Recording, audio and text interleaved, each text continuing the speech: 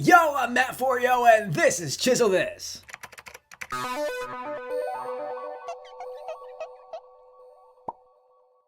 If you're wondering where I've been, I'm wondering where you've been. Sorry if I'm always going off on a tangent. I can't find anything you're riveted to add in. This is not a math class, this is a rap set.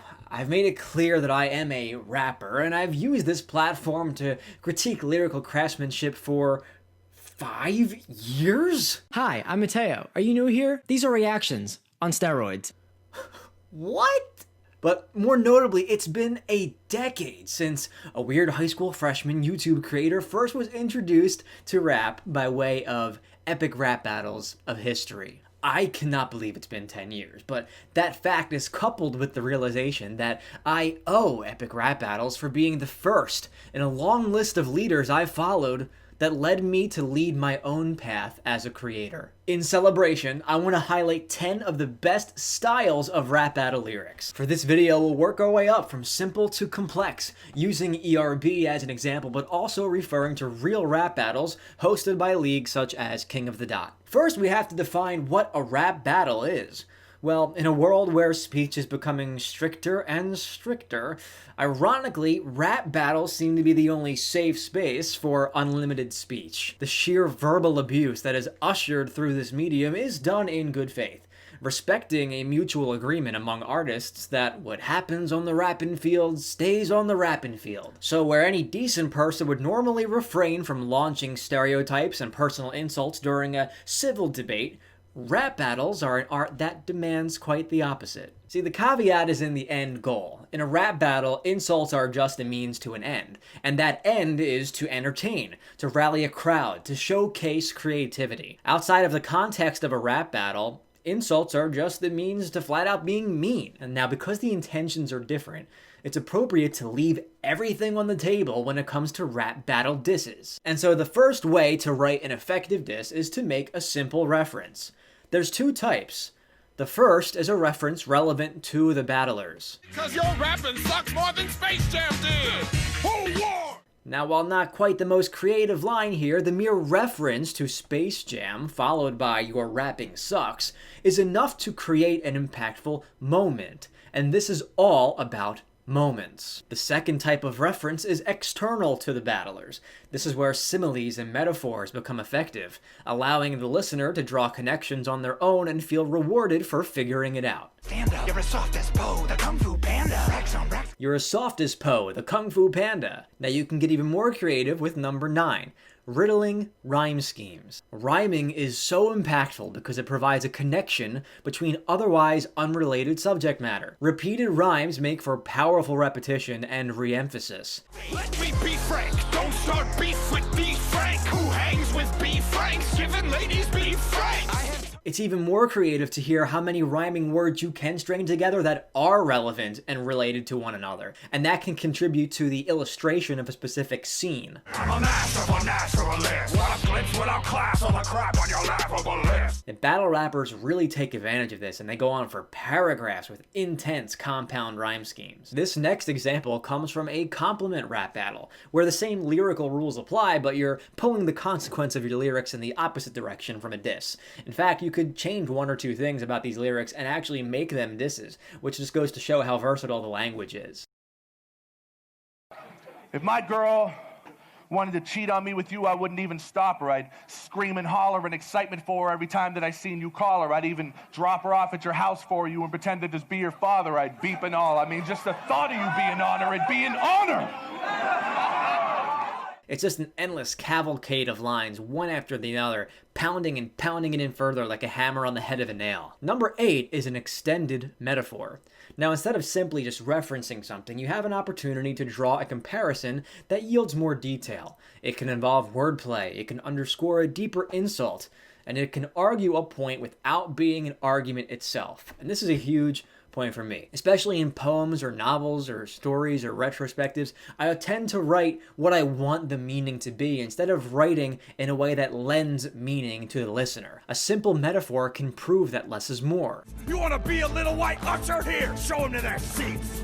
Now, these punchlines are particularly effective when they sound harsh to begin with, and then are retroactively recontextualized by the punchline. I can see right through you and you've got no flavor. I'm battling a communion wafer.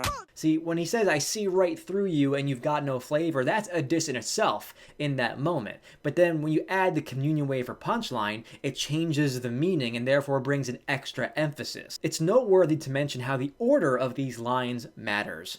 Reversing the couplet so that the layup is instead the punchline is not as great of a moment, and like I said, this is all about moments. Another way to extend a metaphor is to use it as a theme for the entire battle. Here's another example from the compliment battle, where Roan is creating a theme where his opponent, Pat Stay, is muscular, manly, and handsome. Your wrists are like bricks. They can barely fit your Timex. Watching this guy flex his biceps, it's like he's in high def. Is it the protein you digest? The low weight, high reps? Did you give away your bed? Do you sleep on an incline press? I mean, you...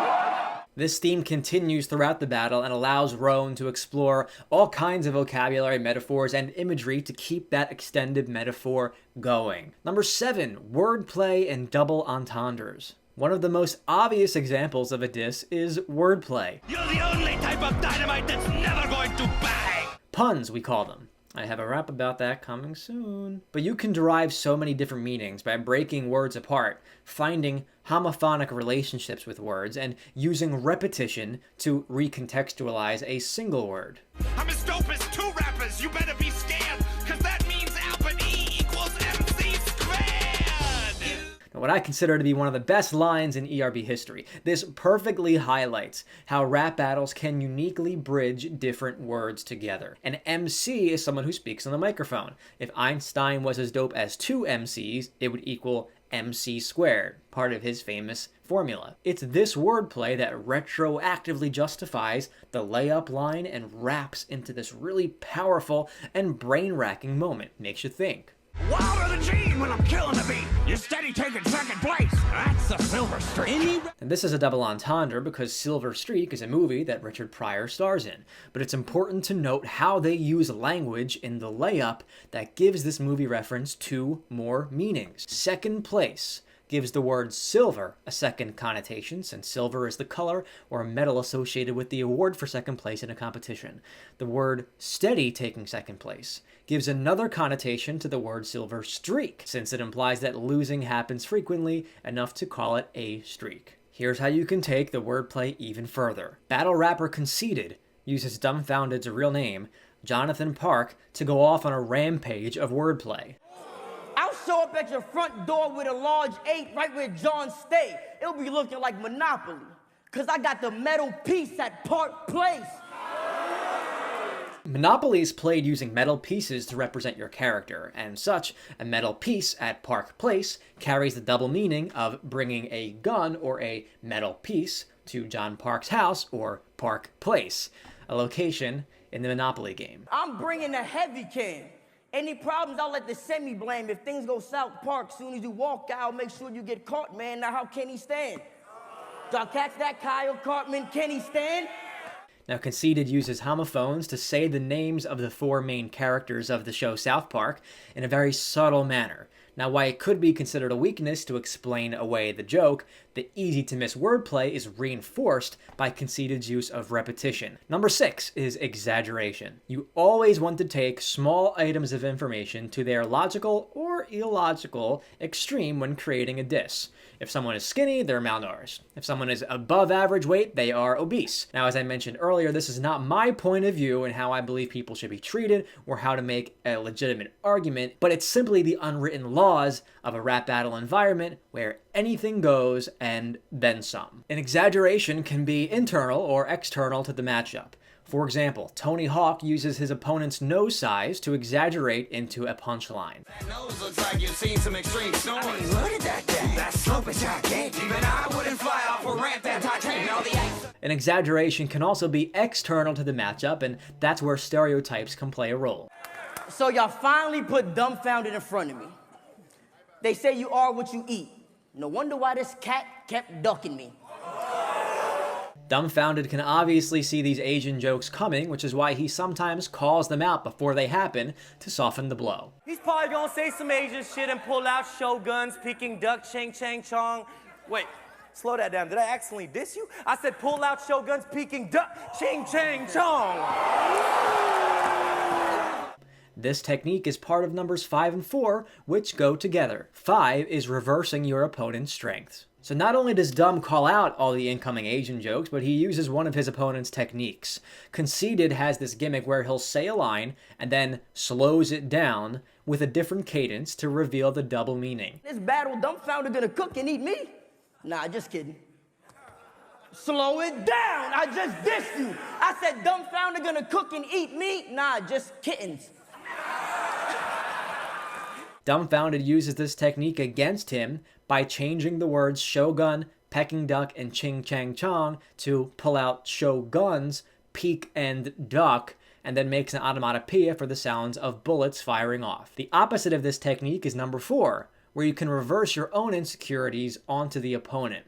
Eminem famously does this in the final rap battle from 8 Mile when he says, "Tell these people something they don't know about me." It's one thing to live a life that allows your opponent to stock up on ammunition, but it's another to verbally take the arrows out of your opponent's quiver in real time. On a smaller scale, Charles Darwin does this in epic rap battles to set up a punchline against Ash. It was hard losing my daughters and their brother, as hard as the wood that oak gave your mother. Acknowledging his dissable material is called making a concession, and sometimes making small concessions is the only way to not concede the entire battle. As you may have noticed, many of these examples fall into multiple categories. That brings us to number 3, generating visual imagery with words. An example of this is when Dumbfounded wants to convey the message that his opponent is small in height. There's a lot of words he can use to do that. Small, short, little, tiny, dwarf, midget. But it's even more impressive to illustrate imagery that speaks to the meaning of those words instead of just saying them out loud. There's perks to being short. I don't care what y'all think. When you got small feet, you can get the Jordans all cheap. When you order a shot at the bar, that's a tall drink. He got 3 hot tubs at the crib, all sinks. You can really see these things in your head even if they are not logical, and that lets our imaginations run wild. Here are some great examples of imagery in epic rap battles of history. You can't do fast food half as good as I do. Your pink slime meat turns my asshole to a drive-through. You wanna break the glass ceiling, Hillary, I sense it. The only crack you'll find is my ass pressed against it.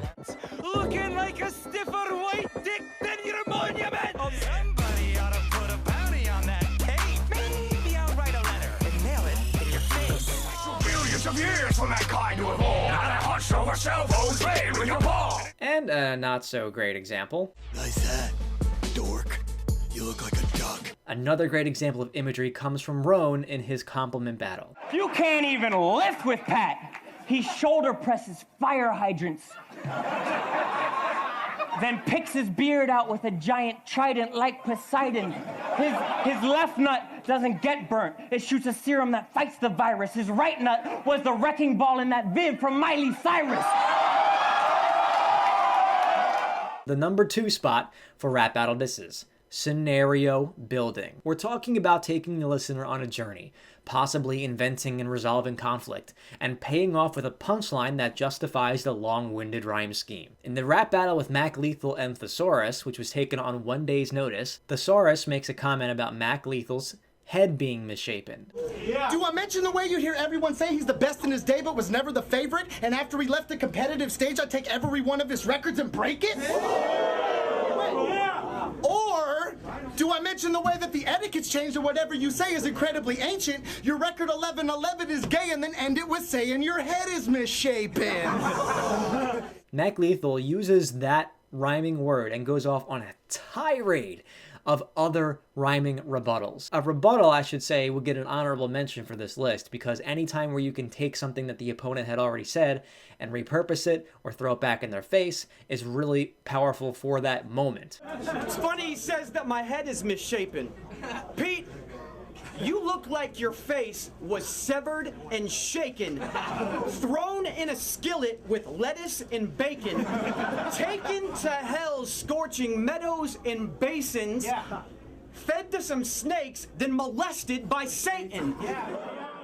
See, he used rhymes as a tool to move a scenario forward. It's not just building one image, but it's crafting an entire sequence of events that spirals out of the realm of human imagination. Be eaten by featherless penguins and grinded through. He lets the rhymes take the disses in a place where they really have no right to be, but yet it feels so right at the same time. Took your face and wrapped it in 7 grenades, then detonate them, then stitched you back together with metal and plates and pieces of flesh and pleather and raisins, and they removed the medical tape, and holy shit, you look better, okay then.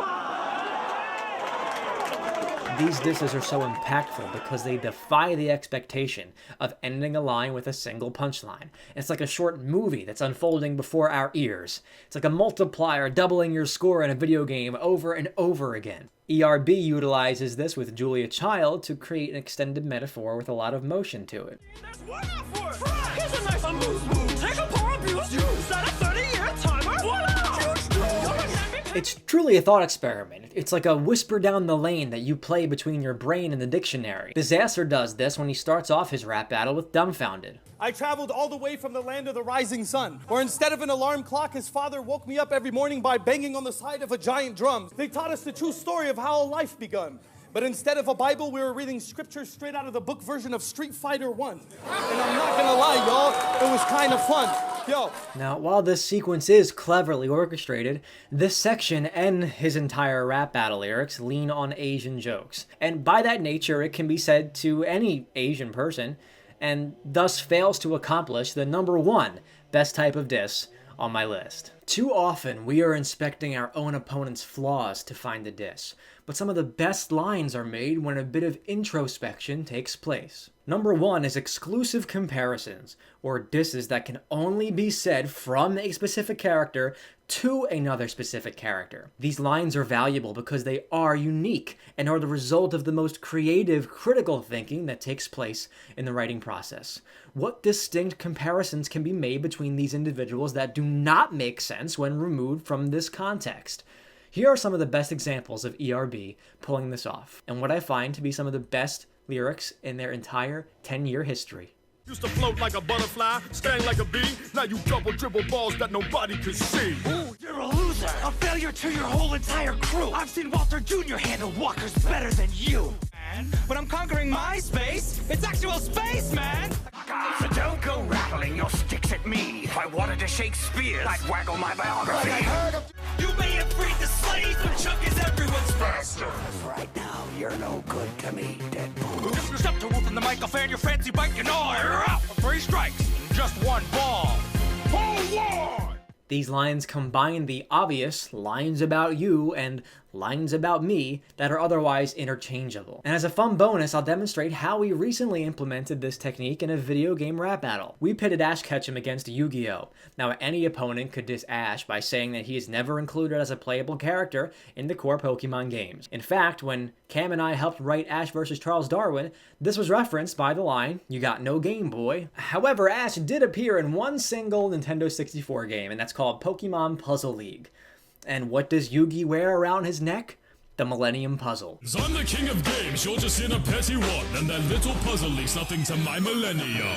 It's something only Yugi could say to only Ash, which is where the entire rap battle finds its core, its roots, its cement, its purpose. On the flip side, there was a line I had written and pitched to ERB for Charles Darwin that didn't get used, and since it was not an exclusive comparison, we were actually able to repurpose it as a line for Yugi in this new rap battle. No, I do not care about the badges you earn. I'll keep spitting these birds to put Ash in an urn. Yugi's got the driest! And that just proves how prized exclusive comparisons truly are. Looking back on 10 years of epic rap battles of history and 5 years of Chisel This, it puts in perspective why I really don't make Chisel This episodes about every rap battle anymore. If you go back 5 years ago, I was 19 years old. That is no age to be asserting that you are omniscient the way that I had been. about anything at all, let alone how to write a rap battle. Can't hide shame with a camera angle. Did somebody say angel? No. Oh. Where is the lisp? Did somebody say angel? And that was a cue to end this segment. Of course, there are other external factors such as work and wanting to use time to create original content as opposed to auxiliary content. On the other hand, it really brought into context how I cannot force my voice onto someone else. And that is something that I truly learned when I collaborated with Epic Rap Battles of History. All these moments where I had thought that lyrics were wasted on simple references or not clever lines or just listing things or saying things, it became clear to me that those moments were to make room for those other moments that did do those things. It was all about pace.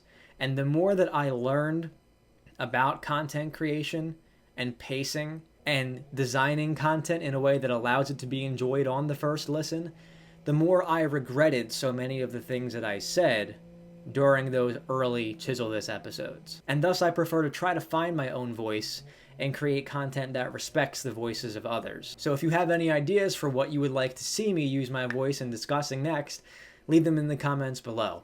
I hope that you'll look forward to even more of my voice being used with the new upcoming album that I'm working on, Evergreen Datastream. 3 of those songs are already released as music videos on my channel, and I do hope that you'll check them out. Once I've finished writing for my album, you will see the long-awaited Puns in a Rap video come to the Mat4yo channel. But for now, I'm Mat4yo, and that's all for yo today. So like a 5th grade love letter, just pass me the baton. She's so fit and very hip, I can't compare me. My body wouldn't got definition if I ate a thicker dictionary. I don't know how she fits those steps into a tiny box, but I know she's going to see a doctor with all the bites in her Apple Watch. Watch for apples, but I'll keep my eyes peeled for an